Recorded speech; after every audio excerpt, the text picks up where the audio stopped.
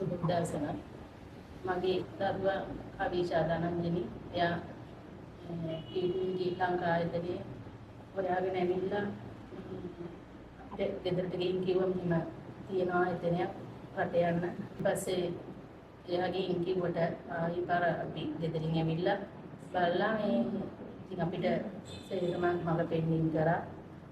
මම දුර හින්දා විතරම එයා පිටිපස්සෙන් ඉඳලා තානාපති කාර්යාල වලට පවා එයා එක්ක ගියා. ඒ ගිය හැම වෙලාවකම මේ ආයතනයේ නිලධාරියෙක් එතන ඉන්නවා.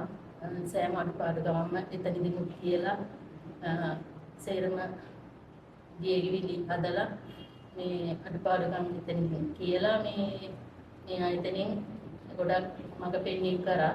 කොරියාවට යනවා නම් උසස් අධ්‍යාපනය සඳහා මේ ටීටු ලංකා මාතර තියෙන ආයතනයේට දෙමව්පියෝ හැටියට මම කියනවා මේ තමන්ගේ දරුවා රැගෙන මේ ඉක්කෑවේ මේ ආයතනයේත් එක්ක සම්බන්ධ වෙලා ඉතිරි වැඩ කටයුතු ටික කර ගැනීමට දරුවත් සමග පැමිණ ආයතනය ලබා දෙන මඟ පෙන්වීම යටතේ මේ ඔබගේ ඊනේ සඳහා ගමන් කර ගැනීමට එම ආයතනයට ගොඩ වෙන්න මේ ලංකාවාසී ඔබ සැමගෙන් දෙමව්පියෙක් හැටියට මා ඉල්ලා සිටින තමන්ගේ දරුවා එක්ක ඇවි තමන්ගේ ඊනේ ලැබ කරගන්නේ කියලා. ඔබ දවසක් සම්පූර්ණ